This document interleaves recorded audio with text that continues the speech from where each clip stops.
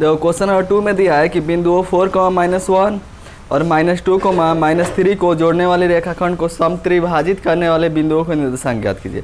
हम लोग को क्या करना है जी, दो बिंदु दिया है, ठीक है ना। इन दोनों बिंदु को जो रेखाखंड जोड़ रही है ना, उनको समत्रिभाजित करने वाले बिंदुओं का निर्देशांक ज्ञात करना है। समत्रिभाजित मतलब कि देखो एक बिंदु 4, -1 है और दूसरा बिंदु -2, -3 है। क्वेश्चन में यही ना बोला है कि इन दोनों बिंदुओं को जो रेखाखंड जोड़ रहा उसको समत्रिभाजित करने वाले बिंदुओं के निर्देशांक बताइए। समत्रिभाजित मतलब इस रेखाखंड को कितने पार्ट में बांट रहा, 3 इक्वल पार्ट में बांट रहा है। यही ना समत्रिभाजित मतलब यही होता है। मान लेते हैं ए, इस बिंदु को ए और इस बिंदु को बी। बताओ तो इस बिंदु ए और बी को कौन रेखाखंड मिला रहा है, ए बी मिला रहा है ना। इन दोनों बिंदुओं का रेखाखंड ये ए बी ज्वाइन करा, तो इस ए बी को समत्रिभाजित करने वाले बिंदुओं का निर्देशांक ज्ञात करना है। यानी इस रेखाखंड को 3 इक्वल पार्ट में डिवाइड करने वाले बिंदुओं का निर्देशांक ज्ञात करना है। तो मान लिया कि बिंदु P और Q है जो रेखाखंड ए बी को समत्रिभाजित करते हैं, 3 बराबर भाग में बांट रहे हैं ना, तो P और Q का निर्देशांक बताना है, ठीक है। और मन कराया तो P का निर्देशांक कुछ मान लेना x, y, इसको मान लेते हैं x1, y1, नहीं तो मत मानना, कोई दिक्कत नहीं, ठीक है। सिर्फ P और Q मान लेना। ये B कितना था, -2, -3। यहाँ पे लिखे हैं माना कि बिंदुओं A 4, -1 तथा B -2, -3 को बिंदु P x, y और Q कितना है जी, x1, y1। Q को x1, y1 माने है ना, और Q x1, y1 को देखो माना कि बिंदु A तथा B को जोड़ने वाली रेखाखंड, B को जोड़ने वाली रेखाखंड AB को बिंदु P x, y और Q x1, y1 समत्रिभाजित करते हैं। क्या करते हैं जी, समत्रिभाजित करते हैं। इतना समझ में आया। देखो यही ना लिखा है कि माना कि बिंदुओं A तथा B यानी -2, -3 को जोड़ने वाली रेखाखंड AB को, इन दोनों बिंदुओं को कौन रेखाखंड जोड़ रहा है, AB जोड़ रहा है ना। जोड़ने वाले रेखाखंड AB को बिंदु P और Q समत्रिभाजित करते हैं। कौन समत्रिभाजित करते हैं, P और Q। इसको समत्रिभाजित करने का मतलब क्या हुआ कि ये तीनों इक्वल पार्ट है, जितना ये है उतना ये है और उतना ही ये है, तीनों बराबर पार्ट में है। तो क्वेश्चन में क्या बोला है कि P और Q के निर्देशांक बताइए, यही ना, P और Q का निर्देशांक बताना है।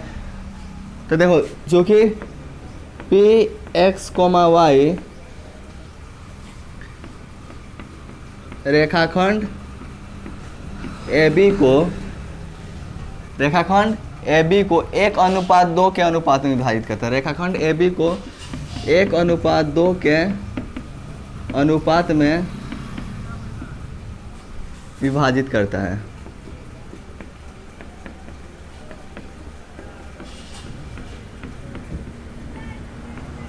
समझ में आया, कुछ नहीं ना आया। देखो लिखा है कि P x, y है, जो P x, y है ना, रेखाखंड AB को 1:2 के अनुपात में विभाजित करता है। बताओ तो ये तीनों इक्वल पार्ट है ना, तीनों इक्वल पार्ट है ना। तो मान लिया कि जो बिंदु P है, तो एक बात होता, पहले ये 3 इक्वल पार्ट है, तो ये 1 पार्ट, 2 पार्ट, 3 पार्ट, तीनों बराबर होगा। तो जो बिंदु P है, P इस AB को कितने अनुपात में विभाजित करता है, बताओ तो। इधर 1 अनुपात, इधर 1 भाग, इधर कितना भाग, 1 भाग, 2 भाग। तो 1 अनुपात ये 2 के अनुपात में विभाजित नहीं कर रहा। इधर देखो, इधर 1 भाग है और इधर कितना पार्ट है, 1 पार्ट, 2 पार्ट, 2 पार्ट है ना। तो वही लिखे हैं कि P रेखाखंड AB को बिंदु P लिख देते हैं। बिंदु P रेखाखंड AB को 1:2 के अनुपात में विभाजित करता है। समझ में आया या नहीं आया, समझ में आया। देखो इधर ये कितने पार्ट में है, ये 1 पार्ट, ये 2 पार्ट, ये 3 पार्ट, कितने पार्ट में, 3 पार्ट में है ना। बिंदु P कहाँ पर है, यहाँ पर है ना बिंदु P। तो इधर कौन पार्ट है, इधर कितना पार्ट, 1 पार्ट। इधर कितना पार्ट, ये 1 पार्ट और ये 2 पार्ट, कितना पार्ट हुआ, 2 पार्ट हुआ ना। तो इधर 1 पार्ट हो गया, तो 1 अनुपात, इधर 2 पार्ट है तो अनुपात 2। समझ में आया।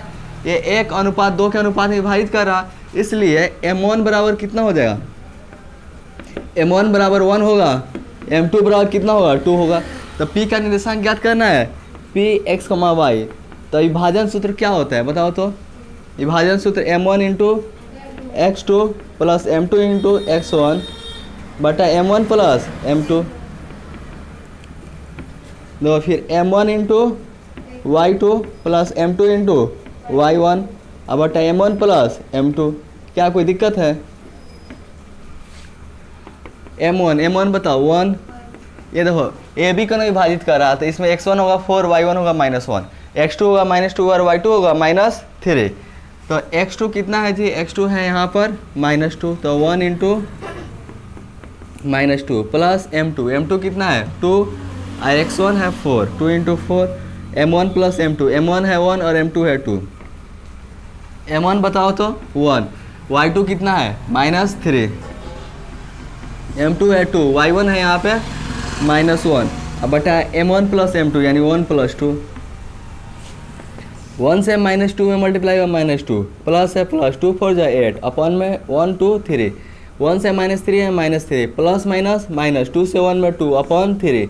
ये देखो तो 8 में से 2 घटाएंगे क्या बचेगा 6 अपॉन 3, -3 -2 क्या होगा -5/3, 3 2 जा 6, 3 2 जा 6 हो गया ना। तो बताओ तो यहाँ कितना आ गया, यह आ गया 2 -5/3। ये किसका निर्देशांक आ गया, p का आ गया ना। अब किसका निकालना है, q का। जब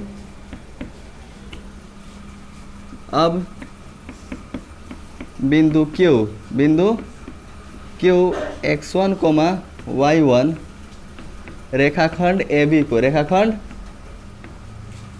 को बताओ तो, ये अब जो बिंदु q है, q बोले तो x1 y1 रेखाखंड AB को, ये रेखाखंड AB को किस अनुपात में विभाजित करता है बताओ तो। इधर कितना पार्ट, 1 पार्ट 2 पार्ट, q के हिसाब से इधर कितने पार्ट है, 2 पार्ट है, इधर कितना पार्ट 1 पार्ट। तब बताओ तो ये जो बिंदु q है रेखाखंड AB को 2:1 के अनुपात में नहीं विभाजित कर रहा है ना। तो बिंदु q x1 y1 रेखाखंड AB को 2:1 के अनुपात में विभाजित करता है। ये समझ में आया है, विभाजित करता है, इसलिए m1 बराबर अब कितना हो जाएगा 2 होगा, m2 इक्वल टू 1। क्या करना है, q का भी निर्देशांक निकालना है ना। तो विभाजन सूत्र होता है q x1, y1, इसका निर्देशांक निकालना है, होता है m1 into x2 plus m2 into x1 बटा m1 plus m2, m1 into y2 plus m2 into y1 upon में m1 प्लस m2।